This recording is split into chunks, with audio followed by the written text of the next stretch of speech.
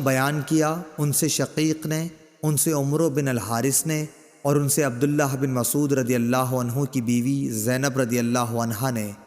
اعمش نے کہا کہ میں نے اس حدیث کا ذکر ابراہیم نخعی سے کیا، انہوں نے بھی مجھ سے ابو عبیدہ سے بیان کیا، ان سے عمرو بن حارث نے، اور ان سے عبداللہ بن مسعود رضی اللہ عنہ کی بیوی زینب نے بالکل اسی طرح حدیث بیان کی جس طرح شقیق نے کی، کہ زینب رضی اللہ عنہا نے بیان کیا کہ میں مسجد نبوی میں تھی، رسول اللہ صلی اللہ علیہ وسلم کو میں نے دیکھا، آپ یہ فرما رہے تھے صدقہ کرو، خواہ اپنے زیور ہی میں سے دو، اور زینب اپنا صدقہ اپنے شوہر حضرت عبداللہ بن مسعود رضی اللہ عنہ اور چند یتیموں پر بھی جو ان کی پرورش میں تھے خرچ کیا کرتی تھیں۔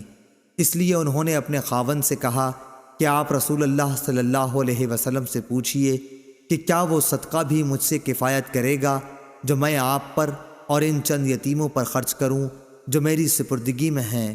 لیکن عبداللہ بن مسعود رضی اللہ عنہ نے کہا کہ تم خود جا کر رسول اللہ صلی اللہ علیہ وسلم سے پوچھ لو۔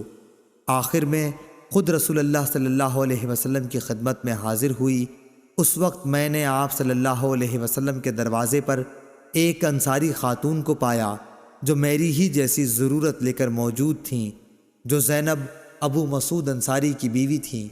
پھر ہمارے سامنے سے بلال گزرے تو ہم نے ان سے کہا کہ آپ رسول اللہ صلی اللہ علیہ وسلم سے یہ مسئلہ دریافت کیجئے کہ کیا وہ صدقہ مجھ سے کفایت کرے گا جس سے میں اپنے شوہر اور اپنی زیر تحویل چند یتیم بچوں پر خرچ کر دوں۔ ہم نے بلال سے یہ بھی کہا کہ ہمارا نام نہ لینا۔ وہ اندر گئے اور آپ سے عرض کیا کہ دو عورتیں مسئلہ دریافت کرتی ہیں، تو حضور نے فرمایا کہ یہ دونوں کون ہیں؟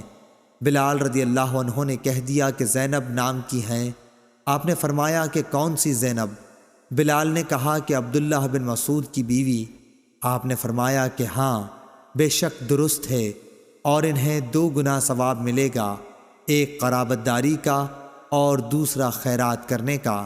صحیح بخاری حدیث نمبر 1466۔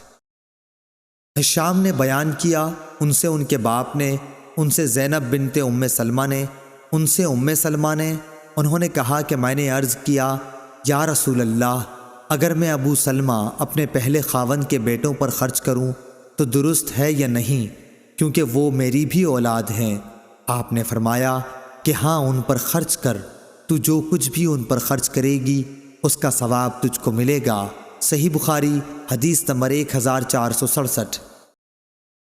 ابو زناد نے اعرج سے خبر دی اور ان سے ابو ہریرہ رضی اللہ عنہ نے بیان کیا کہ رسول اللہ صلی اللہ علیہ وسلم نے زکوٰۃ وصول کرنے کا حکم دیا۔ پھر آپ سے کہا گیا کہ ابن جمیل اور خالد بن ولید اور عباس بن عبد المطلب نے زکوٰۃ دینے سے انکار کر دیا ہے۔ اس پر نبی کریم صلی اللہ علیہ وسلم نے فرمایا کہ ابن جمیل یہ شکر نہیں کرتا کہ کل تک تو وہ فقیر تھا، پھر اللہ نے اپنے رسول کی دعا و برکت سے اسے مالدار بنا دیا۔ باقی رہے خالد تو ان پر تم لوگ ظلم کرتے ہو، انہوں نے تو اپنی زرہیں اللہ تعالیٰ کے راستے میں وقف کر رکھی ہیں، اور عباس بن عبد المطلب تو وہ رسول اللہ صلی اللہ علیہ وسلم کے چچا ہیں، اور ان کی زکوٰۃ انہی پر صدقہ ہے، اور اتنا ہی اور انہیں میری طرف سے دینا ہے۔ اس روایت کی مطابقت ابو زناد نے اپنے والد سے کی، اور ابن اسحاق اور ابو زناد سے یہ الفاظ بیان کیے ہیں، حی علیہ ومثلھا معہا، صدقے کے لفظ کے بغیر۔ اور ابن جریج نے کہا کہ مجھ سے اعرج سے اسی طرح یہ حدیث بیان کی گئی۔ صحیح بخاری حدیث نمبر 1468۔ امام مالک نے ابن شہاب سے خبر دی، انہیں عطا بن یزید لیثی نے، اور انہیں ابو سعید خدری رضی اللہ عنہ نے، کہ انصار کے کچھ لوگوں نے رسول اللہ صلی اللہ علیہ وسلم سے سوال کیا تو آپ نے انہیں دیا، پھر انہوں نے سوال کیا اور آپ نے پھر دیا، یہاں تک کہ جو مال آپ کے پاس تھا اب وہ ختم ہو گیا۔ پھر آپ صلی اللہ علیہ وسلم نے فرمایا کہ اگر میرے پاس جو مال و دولت ہو تو میں اسے بچا کر نہیں رکھوں گا، مگر جو شخص سوال کرنے سے بچتا ہے تو اللہ تعالیٰ بھی اسے سوال کرنے سے محفوظ ہی رکھتا ہے، اور جو شخص بے نیازی برتتا ہے تو اللہ تعالیٰ اسے بے نیاز بنا دیتا ہے، اور جو شخص اپنے اوپر زور ڈال کر بھی صبر کرتا ہے تو اللہ تعالیٰ اسے صبر و استقلال دے دیتا ہے۔ اور کسی کو بھی صبر سے زیادہ بہتر اور اس سے زیادہ بے پایاں خیر نہیں ملی۔ صبر تمام نعمتوں سے بڑھ کر ہے۔ صحیح بخاری حدیث نمبر 1469۔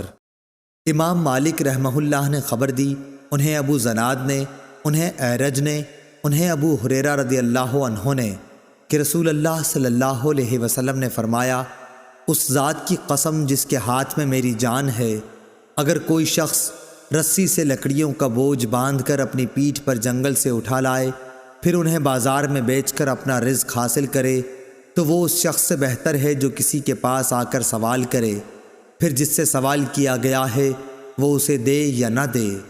صحیح بخاری حدیث نمبر 1470۔